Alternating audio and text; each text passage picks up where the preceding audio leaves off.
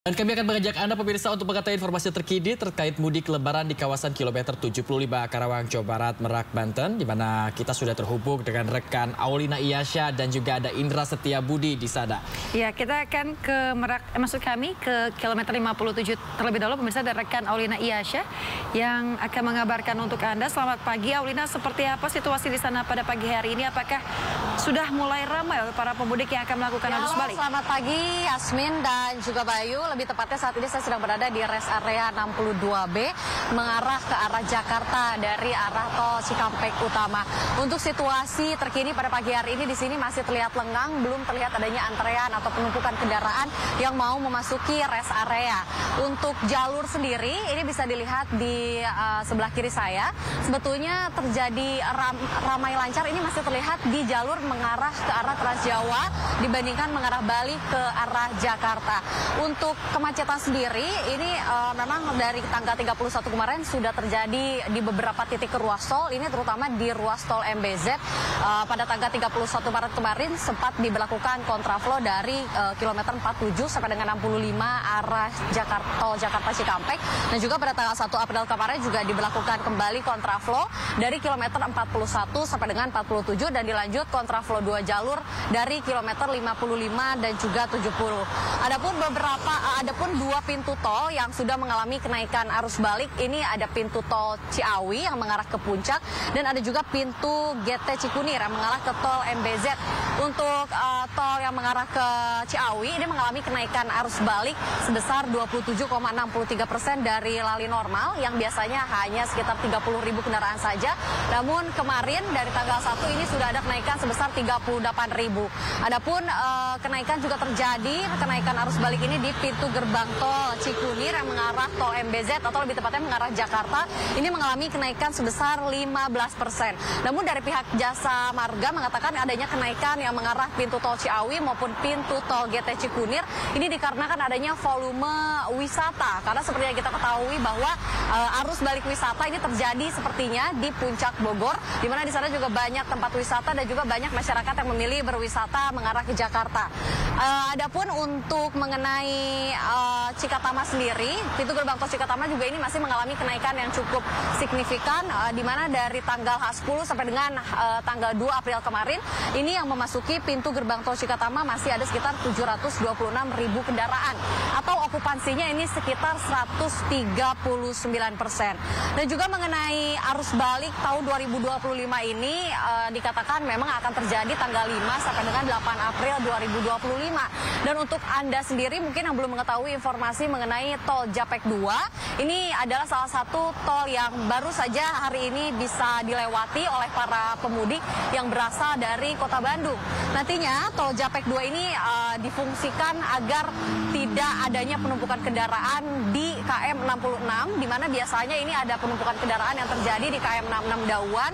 Ini kendaraan dari Palimanan dan juga kendaraan yang dari arah Bandung menuju Jakarta, ini biasanya terjadi penumpukan di KM 66. Maka dari itu akhirnya pihak Jasa Marga dan juga berdasarkan diskresi kepolisian, tol Japek 2 yang mengarah Jakarta ini resmi bisa beroperasi per hari ini, di mana jam operasinya ini dimulai pada pukul 7 sampai dengan 17.00. Namun dari pihak Jasa Marga sendiri sebetulnya berharap tol Japek 2 ini bisa difungsikan selama 24 jam. Namun lagi-lagi ini menunggu keputusan dari diskresi kepolisian melihat situasional apakah terjadi penumpukan kendaraan mengarah balik atau tidak. Jika misalkan terjadi penumpukan yang cukup signifikan, maka tol Japek 2 ini akan diberlakukan selama 24 jam. Untuk tol Japek 2 sendiri ini rutenya, jadi jika Anda yang datang dari arah Bandung yang mengarah ke Jakarta, nantinya Anda memasuki tol Sadang dari arah tol Cipularang dan nantinya akan keluar di tol Cibatu yang langsung menuju ke arah Jakarta.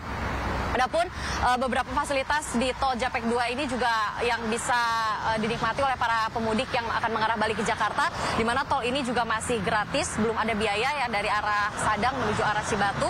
Terus juga fasilitasnya juga di sana juga memadai, ada posko untuk informasi, dan juga ada toilet, ada mobil direct gratis, dan juga ada informasi MCS atau Mobile Customer Service.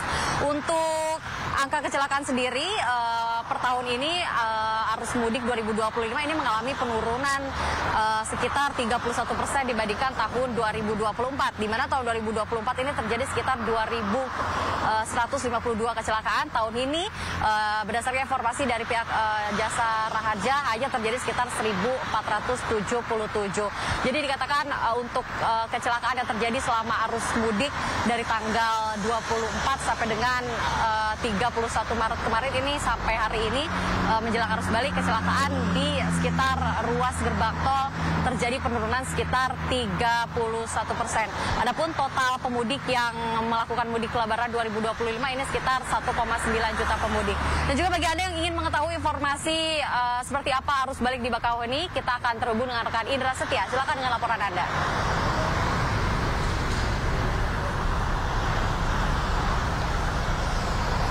Baik, terima kasih rekan Aulina Iyasa dari melampaikan langsung dari kilometer 57.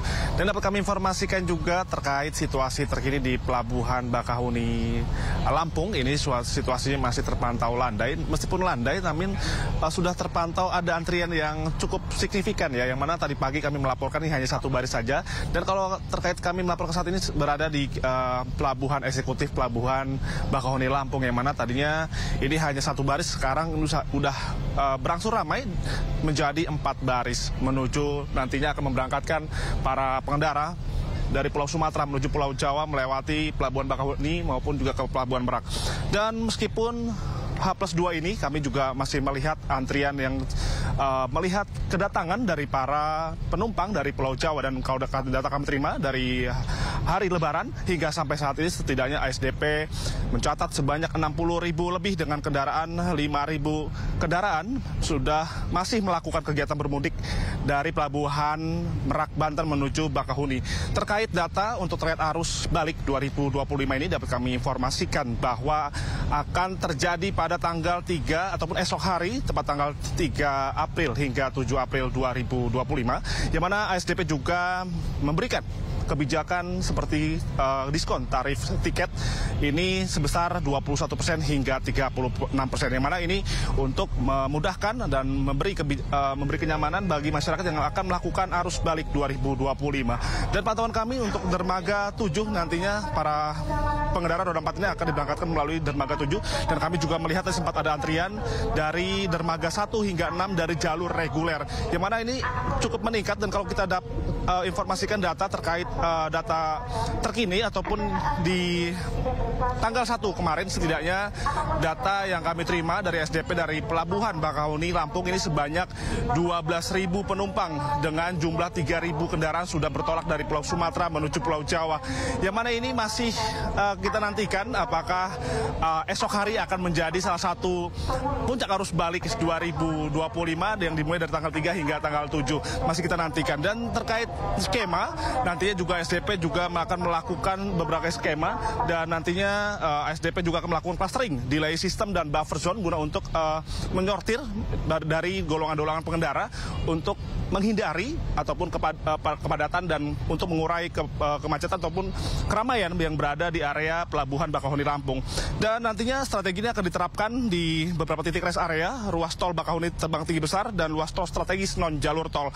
Ada juga ketersediaan kapal untuk jelang arus balik 2025 ini. ASDP akan menyediakan yang tadinya 40 kapal per harinya, nanti akan disediakan 67 kapal untuk mengakomodir masyarakat yang akan melakukan arus balik 2025. Kembali studio.